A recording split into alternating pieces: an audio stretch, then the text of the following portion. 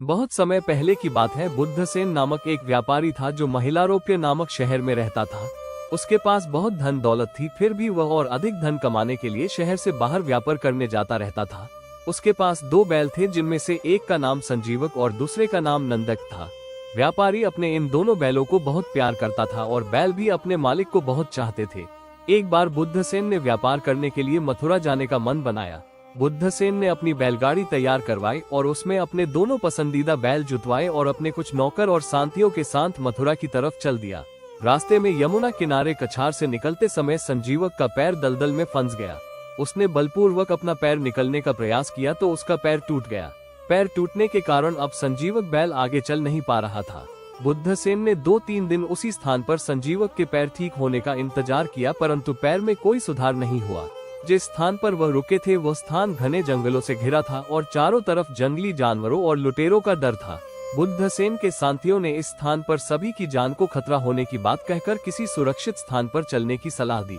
बुद्धसेन संजीवक को बहुत स्नेह करता था और वह उसे छोड़कर नहीं जाना चाहता था। फिर भी अपने साथियों की सुरक्षा को ध्यान में रखते हुए उसने संजीवक के पास 2 नौकर छोड़ दिए और मथुरा की ओर चला गया। वे दोनों वहां एक ही रात रुक सके और जंगली जानवरों के डर से भाग गए और बुद्धसेन के पास जाकर संजीवक बैल के मरने और उसका अंतिम संस्कार करने के उपरांत आने की झूठी बात बतला दी। बुद्धसेन को बात सुनकर बड़ा दुख हुआ। संजीवक जिस स्थान पर था उसके आसपास हरी हरी घास थी। संजीवक ने घास खाकर अपने प्राण बचा लिए। दिन बीतते गए और संजीवक का पैर भी ठीक हो गया। यमुना के किनारे घास की कोई कमी नहीं थी। संजीवक जी भरकर घास खाता और यमुना का शीतल जल पीकर बड़ा ही हष्ट-पुष्ट और बलवान हो गया। अब वो स्वच्छंद होकर यमुना किनारे विचरण करता और मिट्टी और झाड़ियों में सींगों को मारकर उन्हें पैने करता और जोरों की हुंकार भरता। एक दिन पिंगलक नामक शेर, जो उस जंगल का राजा था, पानी पीने के लिए वहां आया। उस समय संजीवक जोरदार हुंकार भर जोरों की गर्जना कर रहा था। पिंगलक शेर ने ऐसी आवाज पहले कभी नहीं सुनी थी, अतः वो डर कर बिना पानी पिए वहां से भाग गया। ये दृश्य दमनक और करकट नामक 2 गीदड़ देख रहे थे और पिंगलक को इस तरह भयभीत होकर भागते देख दोनों को बहुत आश्चर्य हुआ। ये दोनों गीदड़ पिंगलक शेर के मंत्री थे और उसके आसपास मंडराते रहते थे। सिंह जब भी शिकार करता तो थोड़ा बहुत जो भी बच जाता उसे खाकर अपना पेट भर लेते थे। दमनक ने करकट से कहा, पिंगलक हमारा राजा है और जंगल के सारे जानवर उससे भय खाते हैं। वो बिना पानी पिए ही भाग गया और बहुत डरा हुआ दिखलाई दे रहा है। इसका क्या कारण हो सकता है? करकट ने कहा, हाँ सो तो है, पर वह जंगल का राजा है और वह क्या करे और क्या ना करे उसकी मर्जी, इससे हमें क्या। दमनक बोला, जो भी हो, पर इस बात का पता तो लगाना ही पड़ेगा। दोनों हिम्मत करके शेर के पास जाते हैं और दमनक पूछता है, महाराज, आज आप यमुना किनारे गए और प्यासे होने के बाद भी बिना पानी पिए वापस आ गए। ऐसा पहली बार देखा है। कृपया हमें इसका कारण बतलाएं। हम दोनों आपकी इस दुविधा को दूर करने का प्रयास करेंगे। पिंगलक ने बड़े ही संकोच से दोनों को सारी बात बतला दी। दमनक बोला, महाराज, आप इस जंगल के राजा हैं और वह प्राणी जो भी है हम उसे आपके सामने लेकर ही आएंगे। दमनक और करकट दोनों गीदड़ उसी स्थान पर जाकर छुप जाते हैं जिधर संजीव बैल रहता था। दोनों को कुछ देर बाद बड़ा ही हष्ट-पुष्ट बैल दिखलाई देता है जो जोरों की गर्जना कर रहा था। दोनों को समझते देर नहीं लगी कि यह प्राणी वही है जिससे डरकर शेर भाग गया था। दोनों डरते हुए उस बैल के पास जाते हैं। दमनक बैल से कहता है, आप तो बहुत बलवान और शक्तिशाली हो और ऐसा प्रतीत होता है मानो आप ही भगवान शिव के वाहन नंदी हो। इस जंगल में हमारे राजा पिंगलक का राज चलता है। वो आपसे मित्रता करना चाहते हैं और आपसे मिलना चाहते हैं। पहले तो संजीवक नामक बैल को कुछ संदेह हुआ, परंतु फिर वो दमनक और करकट की बातों से सहमत हो गया और शेर से मिलने उसकी गुफा पहुंच गया। वहां पहुंचकर दमनक ने शेर को सारा किस्सा सुना दिया। संजीवक के बलशाली शरीर को देखकर पिंगलक बहुत प्रभावित हुआ और दोनों में दोस्ती हो गई। अब दोनों का ज्यादातर समय शांत ही गुजरता था। संजीवक की सादगी और दोस्ती के प्रभाव में आकर पिंगलक ने शिकार करना कम कर दिया और वो सिर्फ पेट भरने के लिए ही कभी कभार शिकार करता था। पिंगलक शेर के शिकार न करने से करकट और दमनक को भोजन नहीं मिल पा रहा था और अब उन्हें अक्सर भूखा ही रहना पड़ता था। अब वो दोनों बहुत परेशान रहने लगे और मन ही मन अपनी इस हालत के लिए संजीवक बैल को दोषी मानने लगे। अब वो किसी भी हालत में शेर और बैल की दोस्ती तुड़वाना चाहते थे, लेकिन उन्हें समझ नहीं आ रहा था कि क्या किया जाए। दमनक करकट से बोला, शक्तिशाली वही है जिसके पास बुद्धि है। अब हमें अपनी बुद्धि से दोनों में फूट डालनी पड़ेगी। हम दोनों में मित्रभेद नीति से फूट डालेंगे।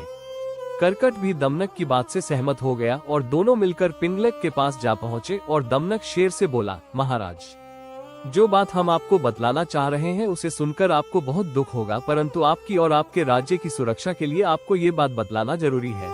अगर आप अभय दान दे तो कहूँ। उद्धरण चिन्ह। पिंगलक बोला, दमनक, तुम जो कहना कहते हो निडर होकर कहो, मैं तुम्हें अभयदान देता हूँ। दमनक बोला, महाराज, संजीवक को अपनी ताकत पर बहुत घमंड है और वो अपनी ताकत के बल पर आपको मारकर आपके राज्य को हड़पना चाहता है। मुझसे कह रहा था इस काम में मेरी मदद करोगे तो तुम्हें राज्य का मंत्री बना दूंगा, पर मैं तो आपका वफादार हूँ, इसीलिए आपको सारी बात बतला रहा हूँ। दमनक की बात सुनकर पिंगलक को बहुत दुख हुआ और गुस्सा भी आया और दमनक से बोला, नहीं, संजीवक मेरा बहुत अच्छा मित्र है, वो ऐसा क्यों करेगा। दमनक बोला, महाराज, राज्य का लोभ भाई को भाई का दुश्मन बना देता है, तो संजीवक क्या चीज है। शेर और बैल में मित्रता होना स्वाभाविक भी नहीं है, आप मांसाहारी है और वह शाकाहारी जीव है। दमनक की चतुराई भरी बातें सुनकर पिंगलक को भी दमनक की बातें सही लगने लगी। इस प्रकार उसने शेर के दिमाग में बैल के विरुद्ध जहर घोल दिया। अब अपने कार्य को आगे बढ़ाते हुए संजीवक बैल के मन में शेर के विरुद्ध भावना भड़काने के लिए दोनों संजीवक बैल के पास पहुंच जाते हैं। दमनक संजीवक से कहता है, मित्र, पिंगलक तुम्हारा दोस्त नहीं अपितु दुश्मन है। वो जंगल के जानवरों से कह रहा था कि वो तुम्हें मारकर तुम्हारा गोश्त जंगल के जानवरों को खिल देगा। दमनक की बात पर संजीवक को विश्वास नहीं हुआ। संजीवक बोला, पिंगलक ने मुझे बुलाकर मुझसे दोस्ती की थी और वह हमेशा मेरे साथ रहता है, मुझसे हर बात साझा करता है, भला वह ऐसा क्यों करेगा। दमनक बोला, तुम पिंगलक से ज्यादा बलशाली हो और तुम्हारी ताकत से पिंगलक जलता है। वो एक कमजोर शासक है और तुम्हें मारकर जंगल के जानवरों में अपनी धाक जमाना चाहता है। इस प्रकार दमनक ने दोनों मित्रों के मन में भेद उत्पन्न कर दिया और दोनों के मन में एक दूसरे के प्रति अविश्वास की भावनाएं जाग गईं। आखिर अगले ही दिन पिंगलक और संजीवक का सामना हो गया। दोनों बहुत गुस्से में थे। दमनक स्थिति को भांपकर पिंगलक से बोला, देखो महाराज, संजीवक अपने सींगों को ताव देता हुआ आपको मारने आ रहा है। पिंगलक और संजीवक पास आते ही आपस में भिड़ गए और दोनों में बहुत ही घमासान युद्ध हुआ। कभी संजीवक भारी पड़ता तो कभी पिंगलक। दोनों की लड़ाई घंटों चली। आखिर लड़ाई में संजीवक बैल मारा गया और पिंगलक शेर की जीत हुई। लेकिन पिंगलक भी अपनी जीत से खुश नहीं था, क्योंकि इस लड़ाई में उसने अपना सबसे प्रिय मित्र खो दिया था। संजीवक के मरने से दमनक और करकट दोनों बहुत खुश थे। आखिर उन्होंने मित्रभेद नीति का सहारा लेकर दो मित्रों में फूट डालकर अपना कार्य सिद्ध कर लिया। शिक्षा। शेर और बैल की कहानी से हमें शिक्षा मिलती है कि बुद्धि का प्रयोग कर कठिन से कठिन कार्य किए जा सकते हैं। शक्तिशाली वही है जिसके पास बुद्धि है। अगर यह कहानी आपको अच्छी लगी हो तो हमारे चैनल को लाइक और सब्सक्राइब जरूर करें।